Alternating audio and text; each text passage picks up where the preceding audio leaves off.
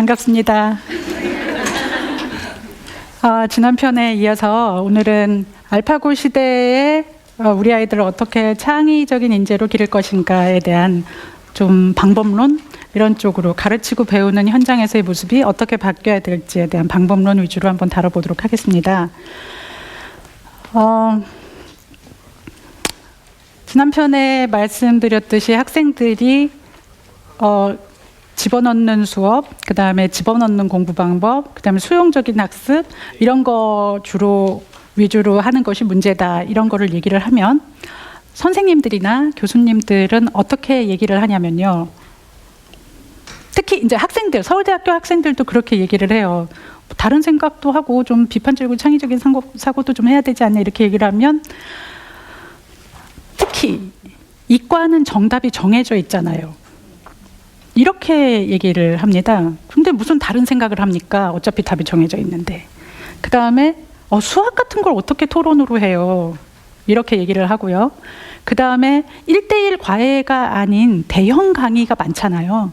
뭐 우리 초등학교 수업도 선생님이 20몇 명을 하는 거고, 대학교도 뭐 100몇 명 하는 강의도 많이 있고, 그래서 대형 강의라서 다른 방식으로 할 수 없다, 그냥 집어넣는 그런 일방적인 강의로 갈 수밖에 없다를 이렇게 얘기를 하세요.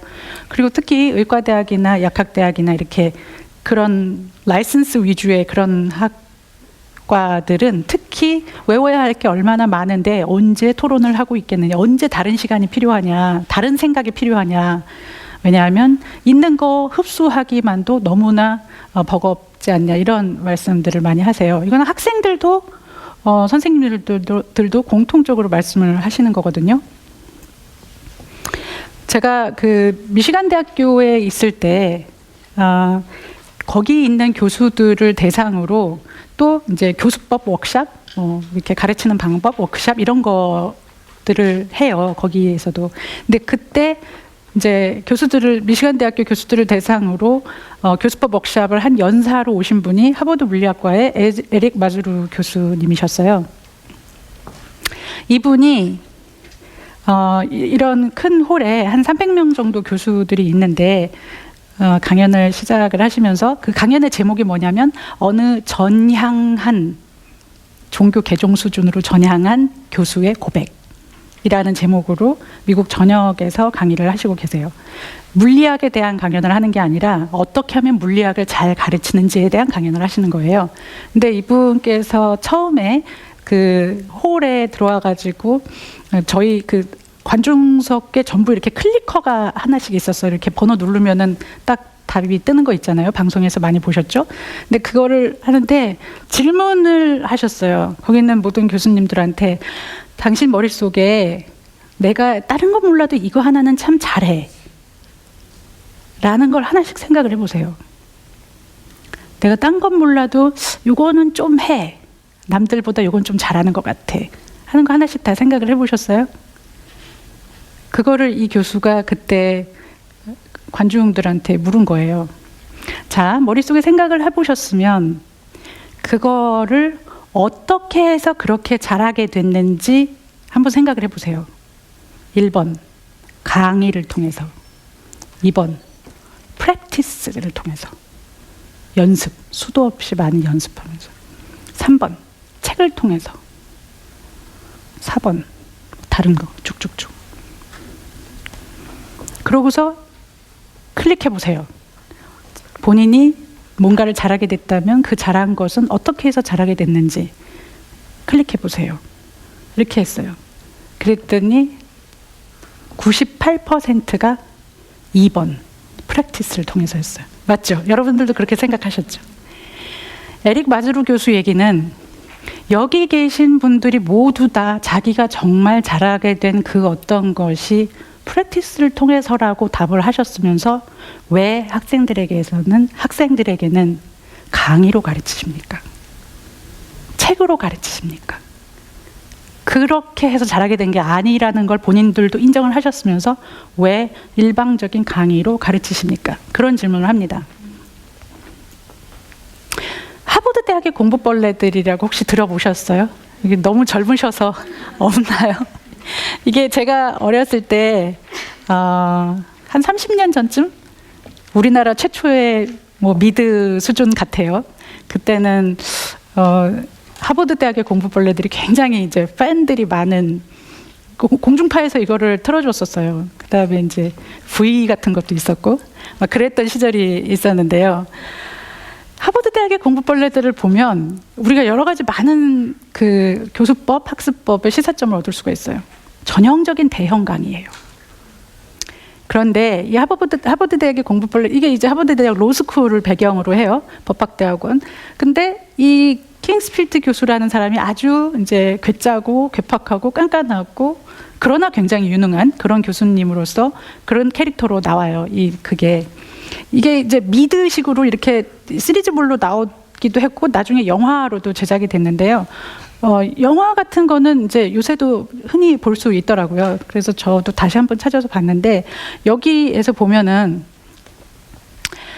이 킹스필드 교수가 와서 대형 강의를 대상으로 많은 학생들을 대상으로 들어오자마자 출석부 열고 누구를 딱 지적해서 질문해요. 뭐에 대해서 어떻게 생각하느냐. 그렇게 질문을 해요. 그런데 하트라는 주인공이 있어요. 시골에서 와서 처음에 질문을 제대로 대답을 못해가지고 버벅대가지고 이제 멘붕에 빠져요. 그 다음서부터 이 친구가 뭐를 하냐면은 스터디 그룹을 짜요. 스터디 그룹을 짜는 이유는 100% 예습을 하기 위해서 짜요. 왜냐하면 예습을 할 분량이 너무너무 어마어마하게 많아서 그걸 혼자서 다 소화를 못해서 나눠서 읽고 서로 공유하고 같이 토론하고 내 생각 좀 정리가 돼서 그래서 수업에 들어올 수 있게끔 하기 위해서. 이 수업은 예습을 하지 않으면 수업 시간에 들어올 수도 없고 들어와서 진행이 안 돼요. 아무것도 못 알아듣고 대답도 못하고. 그래서 철저하게 예습 위주의 수업을 대형 강의에서도 할 수 있어요. 그리고 이 영화에 보면은 뭐가 나오냐면 킹스필드 교수가 어떤 학생에게 뭐를 물어요. 그런데 그 친구는 포토그래픽 메모리를 가지고 있어요. 사진 찍듯이 기억을 해요. 근데 그 친구가 책에 있는 내용을 다 기억하고 있기 때문에 무엇을 묻는데 자네 생각은 어떤가 묻는데 책에 있는 내용을 얘기를 해요. 쫙 줄줄줄줄 얘기를 해요. 그랬더니 킹스필드 교수가 그거는 책에 있는 내용이고 자네의 생각은 뭔가 이렇게 물어요. 그랬더니 이 책에 있는 내용을 서평 비슷하게 다시 분석한 다른 전문가의 어떤 참고 문헌의 내용을 쭉 다 얘기를 해요.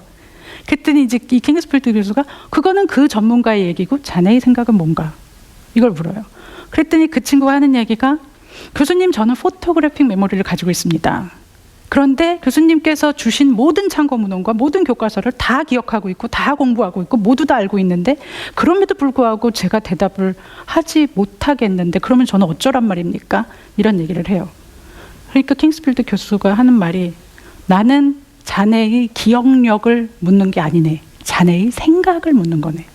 자네가 어떤 식으로 생각하고 어떤 판단을 내릴 수 있는지가 정말 사회에 나가서 법을 판단하고 적용하고 법을 이렇게 생각해야 될 때 그게 자네의 생각이 중요하지 세상의 모든 케이스가 책에 있는 게 아니기 때문에 삼라만상 너무너무 많은 케이스를 결국은 자기의 생각으로 판단을 해야 되는데 그 자기의 생각이 없으면 자네가 어떻게 나가서 변호사가 되고 판사가 되고 할 수 있을 것인가.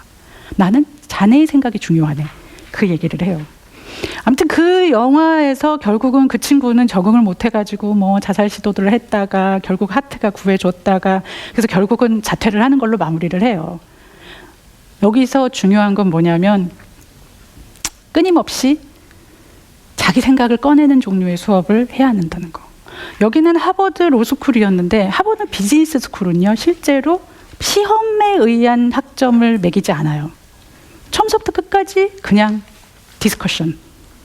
디스커션을 얼마나 얼마나 잘 적극적으로 참여했고 자기 생각을 얼마나 잘 꺼냈으며 자기 생각이 공격당했을 때 얼마나 그걸 또 디펜스하고 또 다른 논리로 내 논리를 다듬어 나갔는지, 내 생각, 내 아이디어, 나의 오리지널리티 이런 거를 중요시해요.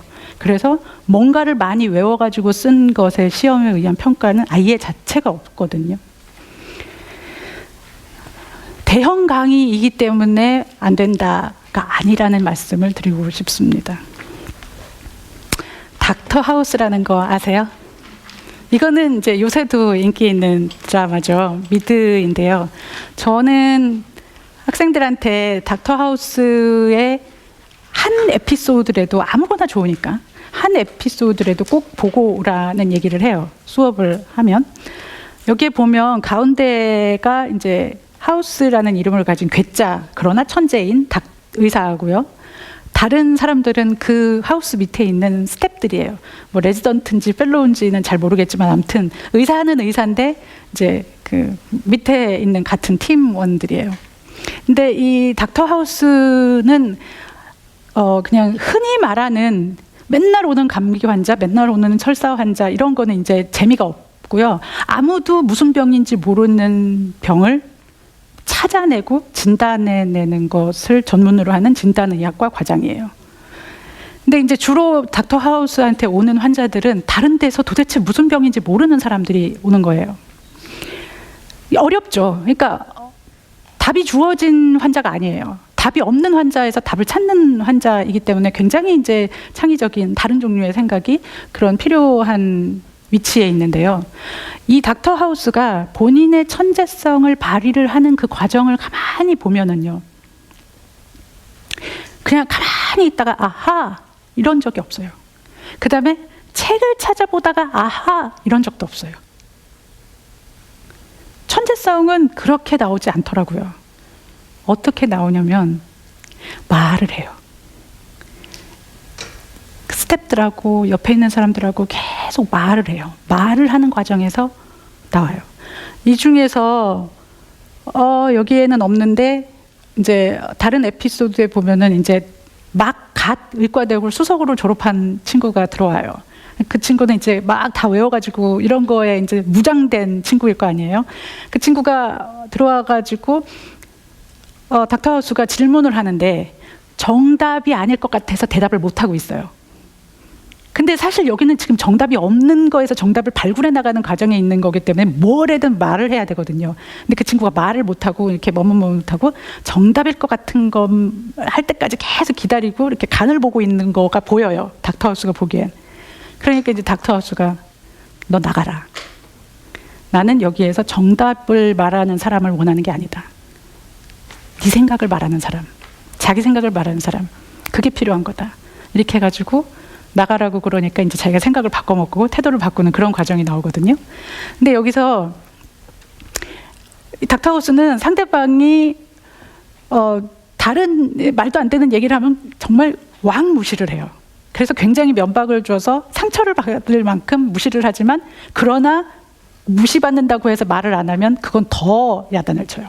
그래서 계속 말을 하게 하는데 어떨 것 같으냐 그러면 이 친구가 뭐 하나를 얘기를 해요. 이런 거 아닐까요? 그러면 그건 말도 안 된다. 그러면서 또 하나의 가능성을 제거해요. 또 누군가 얘기를 하면 그건 이래서 안 된다. 가능성을 제거하고 또 누가 의견을 얘기하면 또 가능성을 제거해요. 이렇게 가능성을 제거하면서 답 쪽으로 하나씩 이렇게 접근을 해나가는 거예요. 닥터 하우스가 어느 날 학회를 갔다가 공항에 갇혀 있는데 응급 환자가 왔어요. 왔다고 연락이 왔어요, 전화로.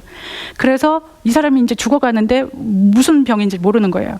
그러니까 이제 알았다고 전화 일단 끊고 생각해 보자고. 그러고서 닥터 하우스가 공항에 있는 한쪽 벽에다가 이렇게 공을 계속 던지면서 혼자 생각을 해요. 혼자.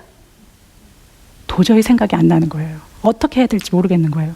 그래서 혼자서 공을 던지면서 계속 생각을 하다가 결국은 다시 전화를 해서 밤 12시가 넘었는데 정말 미안한데 다 내 연구실로 와라. 그래서 다 모이고 스피커폰으로 전화를 열어놓고 자, 지금부터 말을 해봐. 이걸 시켜요. 그래서 졸려 죽겠는데 이 스태프들이 한마디씩 또 말을 하기 시작해요. 이거 이러지 않을까요? 저거 저러지 않을까요? 그러면 그건 아니야, 이건 아니야, 이렇게 하면서 하나씩 가능성을 제거해 나가면서 결국 아하 하는 순간을 찾아내요. 그런데 그게 에피소드를 쭉 보시면 아시겠지만 닥터 하우스만이 그렇게 하는 게 아니고 그런 방식으로 트레이닝을 받은 밑에 사람들이 닥터 하우스가 없을 때 또 그렇게 해요. 자, 지금부터 말을 해봐. 지금부터 말을 해봐. 이게 얼마나 중요하냐면요. 교수자가 전달을 한, 그러니까 선생님이 전달을 한 내용을 학생들은 전부 다 고개 끄덕이면서 다 그렇게 들어요. 그러고 다 끝난 다음에 자, 지금부터 네가 얘기를 해봐. 그러면 그걸 얘기할 수 있는 그런 사람들이 거의 없어요. 정말 자기는 다 알았다고 생각했는데, 그리고 다 들었다고 생각했는데, 근데 교수가 말한 것과 학생이 들은 거는 그냥 다를 수밖에 없어요. 그 다른 불일치에서 교육의 불완전성이 시작이 돼요. 그래서 다른 방식으로 내 머리로 내 엔진 돌려가지고 말을 하는 트레이닝이 끊임없이 필요한 거예요. 그런 과정에서만 그 천재성이, 그 발견이 이루어져요. 그게 이제 닥터 하우스의 예이고요. 수학이 어떻게 토론이 가능해요? 의과대학은 너무나 외워야 할 게 많은데 어떻게 토론을 가능해요? 이렇게 한 것에서 이제 취재를 한 경우가 있어요. 서울대학교에 이제 수학의 한 수업을 토론으로 미적분을 푸는 그거를 얘기를 해요. 그게 예로 나오는 거고요. 사실은 이게 이제 방송을 틀어주면 좋겠지만 지금 이제 강연을 시간 관계상 예는 충분히 있다라는 거 말씀드리고요. 의과대학에서 왜 뼈가 206개인가 226개인가 아무튼 굉장히 많은 그거의 이름을 외우느라고 바빠 죽겠는데 언제 이거를 하느냐라는 얘기를 하거든요. 근데 의과대학의 두꺼운 교과서를 완전히 다 외우고 전혀 완벽하게 다 외운 의과대학의 수석이 졸업하고 나서 환자를 제일 잘 치료하는 것이 아니다라는 그런 깨달음들, 그런 발견들이 계속 나오는 거예요. 그래서 의과대학에서 저거 다 외웠더니 그걸로도 안 되는구나라는 거를 아는 그런 그 인식을 가진 학교에서부터 그러면은 실제로 환자를 진단해내는 문제 기반 학습을 하자라고 해서 프로블럼 베이스드 러닝이라는 게 의과대학에서 처음 나와요. 문제 기반 학습이라는 그 단어가 처음에 최초로 의과대학에서 나왔거든요. 왜냐하면 교과서 다 외운 수석이 제일 진단을 잘하는 게 아니었기 때문에 계속 있어 왔고요. 수학도 마찬가지예요.